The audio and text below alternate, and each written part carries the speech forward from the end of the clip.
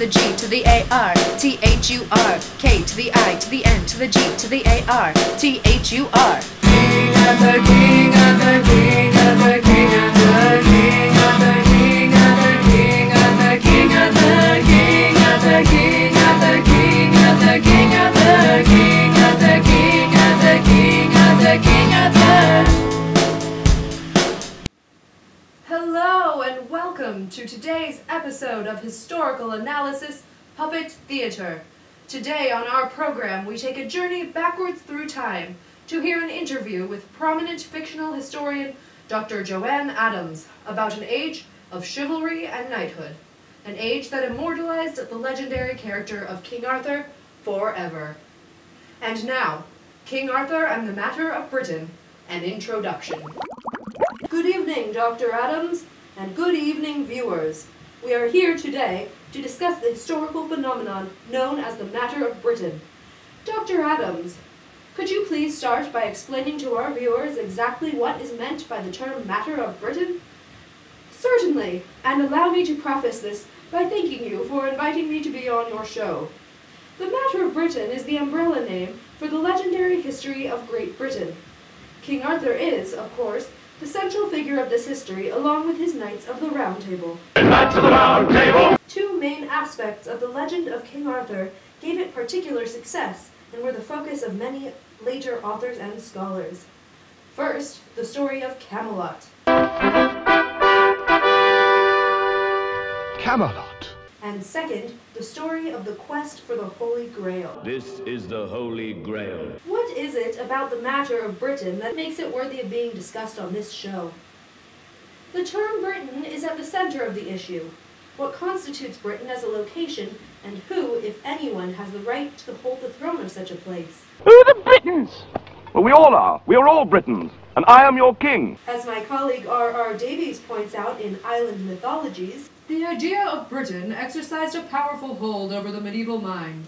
It had a depth, a resonance, a precision, and an incontestability which did not belong to its competitors, England, Scotland, Wales. Britain had long constituted a separate, definable world on its own. Early medieval writers were very much at home with the concept of Britain. It was the natural geographical framework for their histories. Does Davies write anything else about what the term Britain meant during the Middle Ages? Oh yes, Davies discusses the idea that a single Britain was more than a convenient and historically redolent term. It was also a political aspiration, not to mention an ecclesiastical dream. Now, I've read some very interesting things about a gentleman known as Geoffrey of Monmouth and his volume The History of the Kings of Britain. What can you tell us about this? Well, today's historians do not view Geoffrey's narratives as particularly historically accurate, and even some of his contemporaries regarded him as a bit of a scoundrel. But most of his contemporaries were completely taken with his stories, and this piece is an important work of medieval literature and one of the chief literary contributions to the Matter of Britain.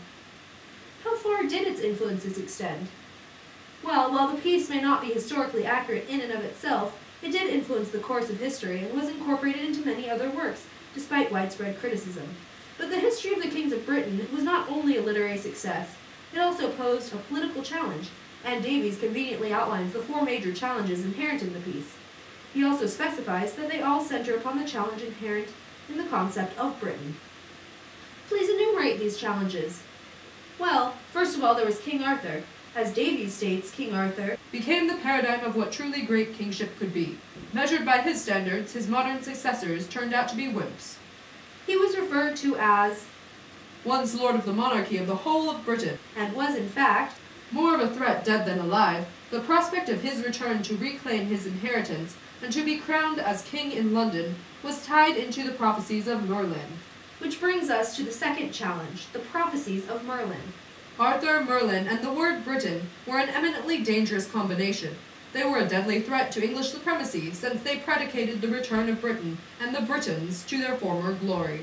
The third challenge lies with the historian's conception of the political order. Geoffrey assumes through the piece that there was a single Britain ruled by a succession of single kings.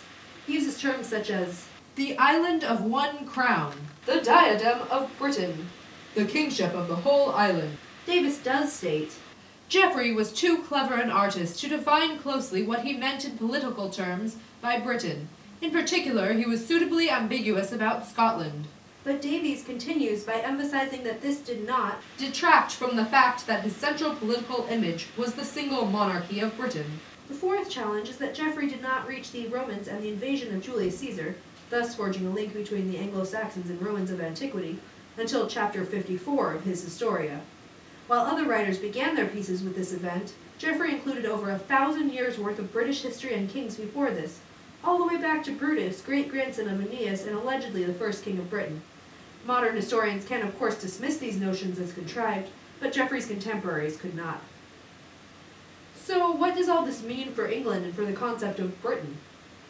Well, I think that again Davies puts it most articulately. In past-oriented and past-validating societies, control and exploitation of the past are critical to credibility in the present. Basically, this discontinuity between histories was awkward and dangerous. The issue that had to be negotiated is known as the passage of dominion. This refers to taking the history of Britain's past and connecting it to the saga of English victory, which would lead to a future restoration of an Arthurian monarchy of all of Britain. In other words, the English had to become the owners of the British past if their claim to Britain and the reinstitution of Arthur's monarchy was to be legitimized. And did Davies specify how they attempted to do this? Yes, he gives 3 examples. The first is the letter from Edward I to Pope Boniface VIII in May 1301, in which he explains his right as immediate and proper lord of the realm of Scotland. The letter begins with a certain valiant and illustrious man of the Trojan race called Brutus, and traversed the centuries until it came to Arthur, king of the Britons and the most renowned of princes. Edward explains further in this letter how Arthur conquered the Scots, and then later about how Alfred and his successors, who were no longer kings of Britain but of England. Finally, Edward compiled several English sources to prove once and for all that he was entitled to lordship over Scotland as Arthur was before him. Wow! What's the second example? A pictorial genealogical history of the kings of Britain/England, composed around the same time as Edward's letter, most likely at St. Mary's Abbey in York. It outlines the ancestry of Britain's monarchs in a web of medallions, as well as represents the kings of England and Scotland and their intermarriages throughout history. And the third example Davies provides? The third example is a manuscript found in the library at All Souls College, Oxford, which was compiled in the early 14th century, and which laid down a similar message to the other 2 artifacts. It included an unfinished copy of Geoffrey's Historia, a history of the English kings from Saxon times, a copy of Edward's letter to the Pope, notes on geographical dimensions and divisions of England, and a copy of the sections of Peter Langtoft's chronicle on Edward I's interactions with Scotland. The central idea to this volume is of a single Britain. However, Langtoft resentfully admits that the attempt to restore the Empire of Britain failed, due primarily to the existence of alternative mythologies, such as the Scotia story, that the English fell short of repressing. How very interesting! Was the problem ever solved? Well, Davies asserts that the final solution to what he calls the British problem was that everyone substituted the name Kingdom of the English for Kingdom of Britain. He emphasizes the idea of solving by eliminating. And Davies writes in conclusion, the triumph of this English definition of self-identity marked, in effect, the abandonment of a British ideology, and with it, the concept of a monarchy of the whole of Britain.